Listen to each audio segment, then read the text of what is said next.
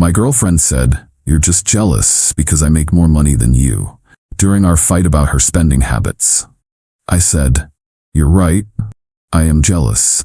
Then I showed her my other bank account. The balance made her realize. 28 male guess I should have seen this coming when Vanessa started keeping a spreadsheet of our dinner bills to make sure I was contributing fairly, despite her making double my salary.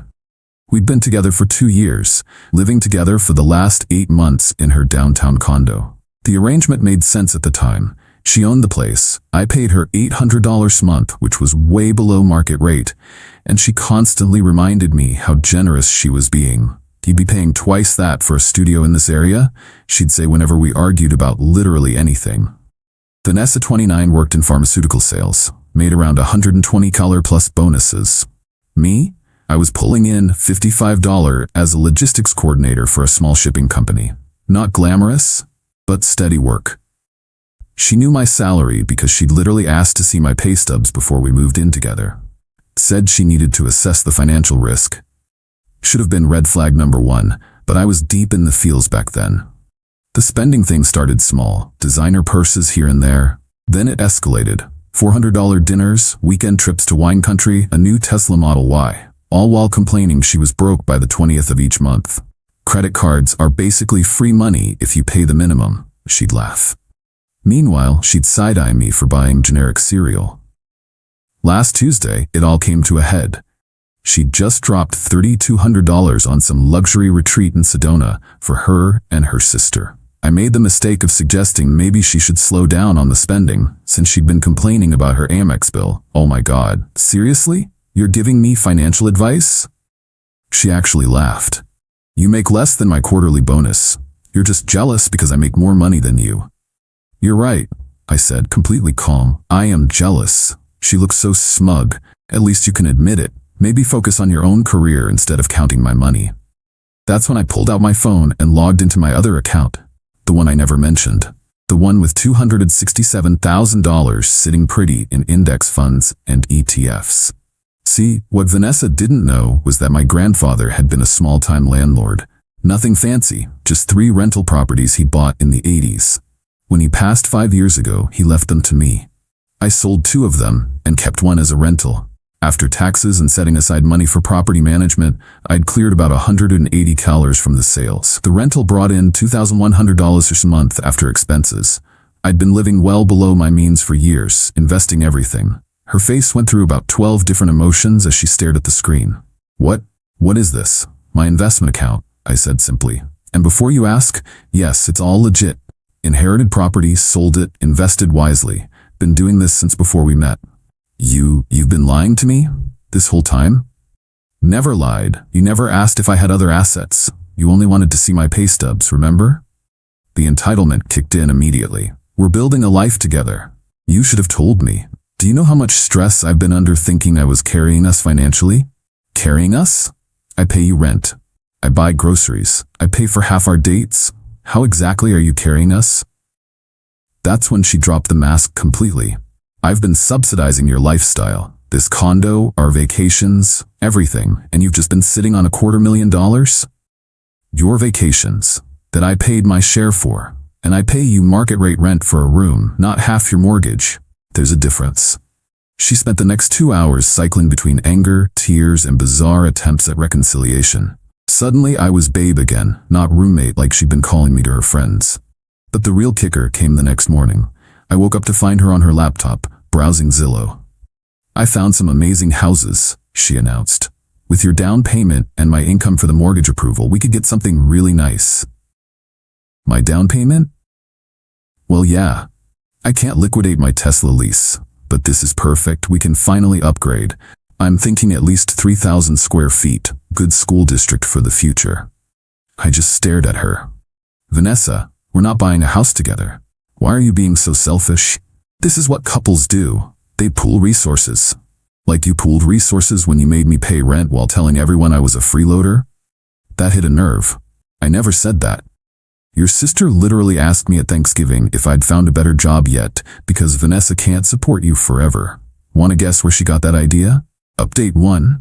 Well, that escalated exactly how you'd expect.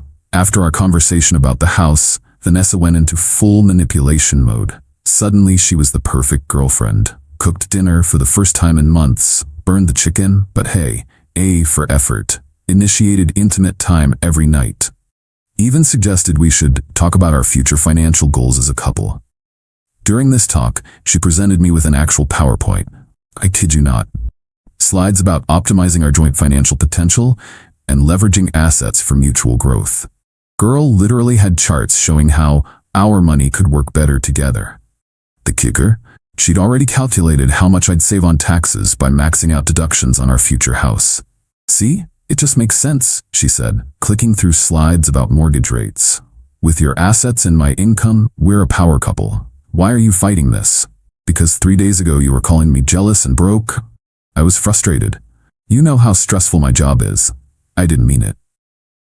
Then came the guilt trips. Her mom called me, weird since we'd met like twice, to say how happy she was that Vanessa had found someone stable. Her best friend texted asking if I could help Vanessa look at engagement rings, since she's too shy to bring it up. Girl was orchestrating a whole campaign.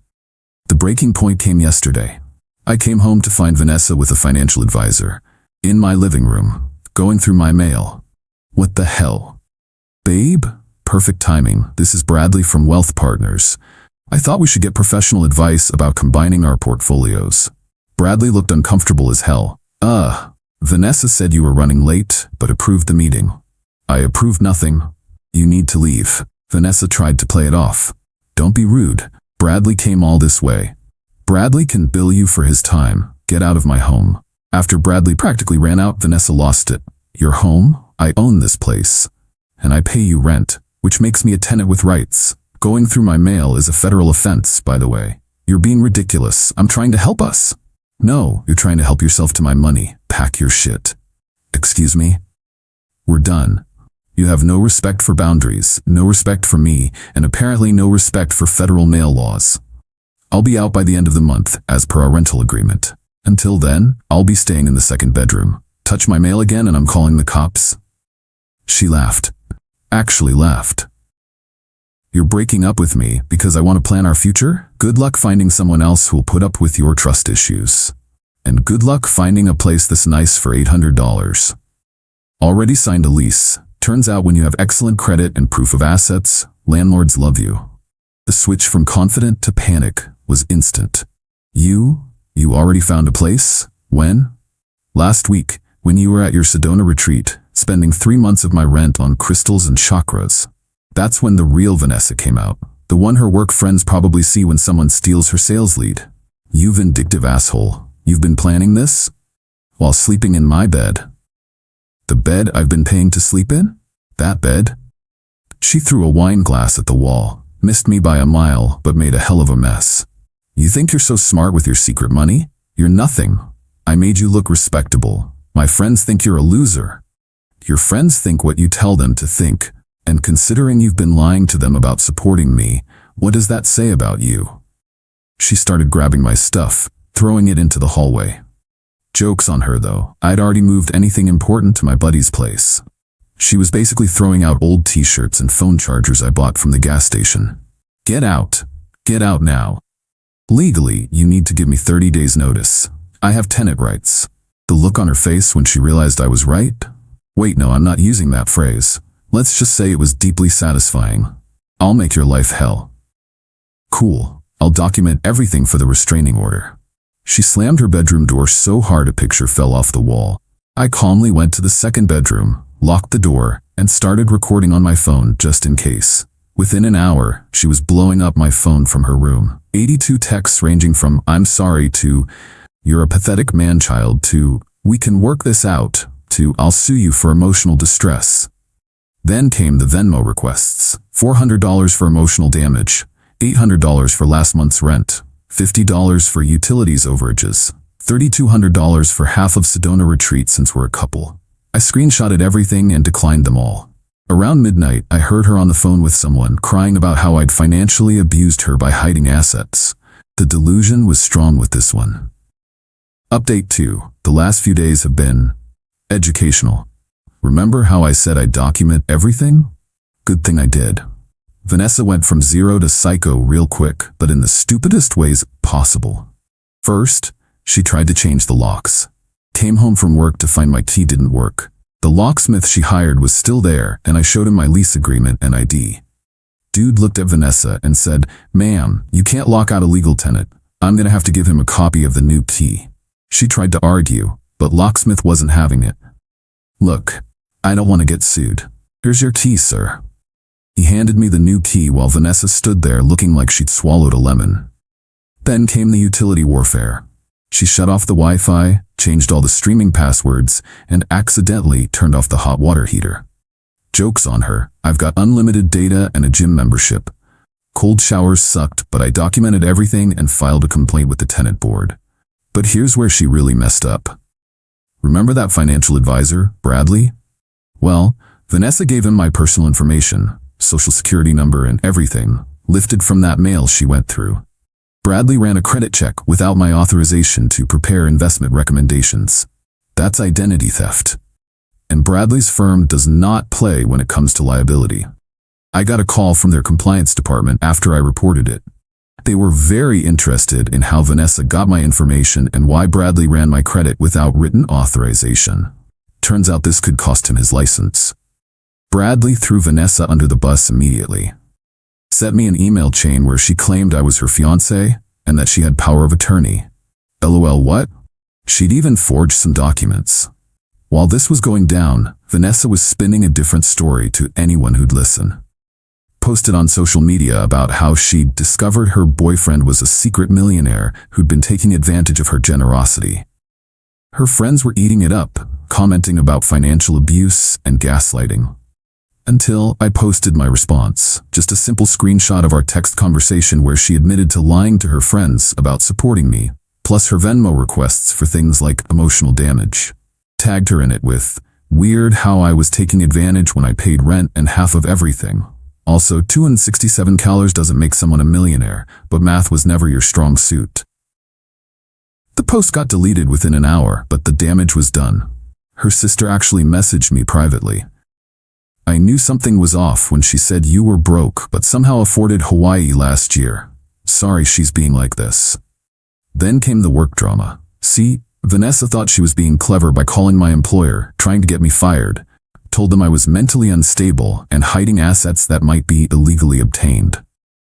What she didn't know, my boss's brother is a tenant lawyer. Boss called me in, we had a laugh about it, and then he gave me his brother's card. "Sounds like you might need this. Also, take a few days off to handle your move. Paid, of course. Can't have employees dealing with stalker ex-girlfriends." The tenant lawyer was thrilled with my documentation. She changed the locks, cut utilities, and there's a paper trail. Oh, this is beautiful. We can sue for constructive eviction, harassment, and emotional distress. Plus that identity theft issue? Criminal charges. I didn't want to go nuclear. Just wanted out. But then Vanessa made it personal. She called my mom. My sweet 62-year-old mother who lives 3 states away and has no idea about any of this drama, told her I was dangerous and manipulative and that she should check on me because I might hurt myself. My mom called me in tears, terrified something was wrong. It took an hour to calm her down and explain the situation. That's when I decided, scorched earth it is. Filed a police report for identity theft. Filed a restraining order request with all my documentation. Had the lawyer send a demand letter for damages from the illegal eviction attempts. Reported her to her employer's HR for using company resources to harass me. She'd been calling from her work phone. But the best part? Remember that rental property I kept? The one generating $2,100 for a month? It's in a college town about 2 hours away. Fully furnished, 3 bedrooms, perfect for young professionals. Guess who just signed a lease for $2,400 a month and is moving in next week? That's right, Bradley the financial advisor. He reached out after getting fired, desperate for a place after his firm blacklisted him. Felt bad for the guy. Vanessa screwed him over too. Gave him a slight deal on rent, in exchange for testifying about the identity theft if needed. Vanessa found out when she tried to apologize to Bradley and convince him to lie about the credit check. He told her he was moving into my rental property and blocked her. The meltdown was epic. 67 missed calls in 3 hours. Voicemails ranging from screaming to crying to threatening to expose me. Expose what? That I own property and don't tolerate bullshit? Oh no, my reputation. Final update. Moved out yesterday. The last 2 weeks have been instructive. First, the legal stuff. The identity theft charges are moving forward. The DA's office is particularly interested because forging power of attorney documents is a felony. Vanessa hired a lawyer who immediately told her to stop contacting me. Did she listen? Of course not. She tried one last manipulation. Showed up at my work with a box of my stuff, mostly junk I'd left behind, crying about how sorry she was. Security wouldn't let her in. Boss had preemptively banned her, so she stood outside for 2 hours. My coworker Derek filmed it from the window.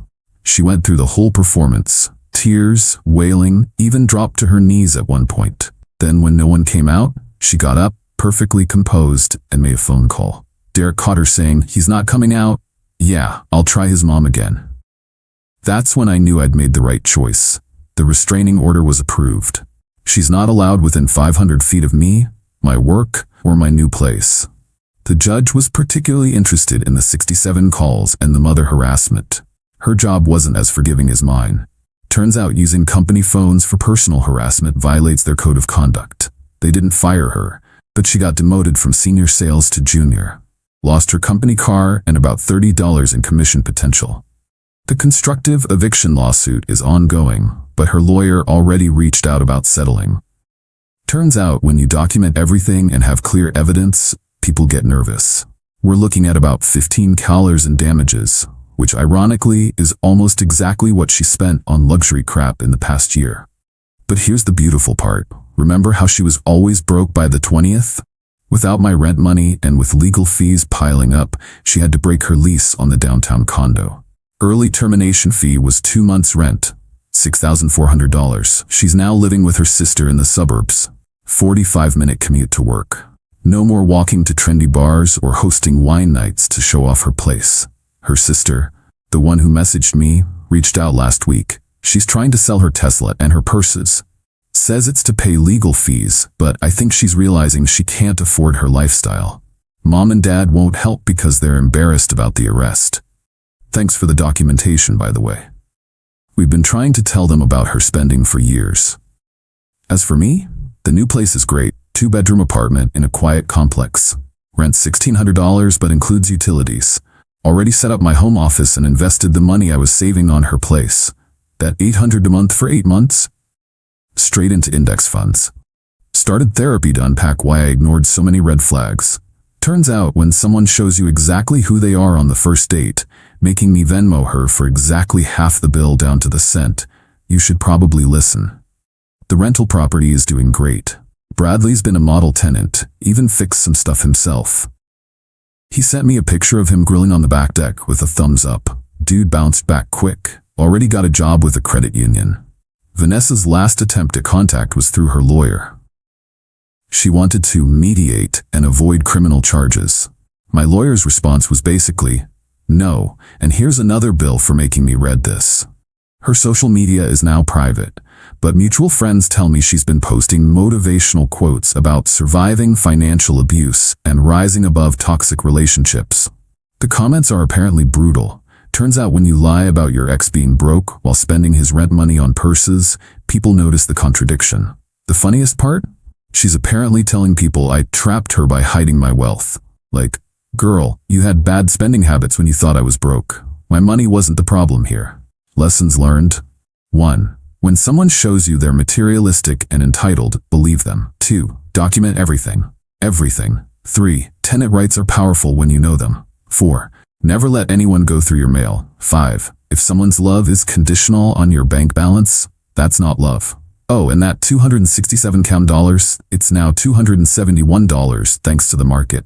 Turns out living below your means and investing wisely beats spending money on crystal healing retreats. To anyone dealing with financial manipulation, your money is your money. A real partner respects your boundaries and contributes equally, regardless of who makes more. They don't demand access to your assets while lying about supporting you. And if someone ever asks to see your pay stub on a first date, run. Just run. The restraining order is good for 2 years. Somehow I don't think I'll need it that long. Vanessa's got bigger problems now, like explaining to future employers why she has a pending felony charge for identity theft. Me? I'm good. better than good, actually. Learned a valuable lesson about keeping my financial cards close to my chest, and that someone who truly loves you won't care if you're rich or poor. But they'll definitely care if you lie about it. Peace out, Reddit. Going camping next weekend with that truck camper I bought last month. Yeah, I bought a camper. Because I can, and because there's something poetic about driving away from drama in a house on wheels.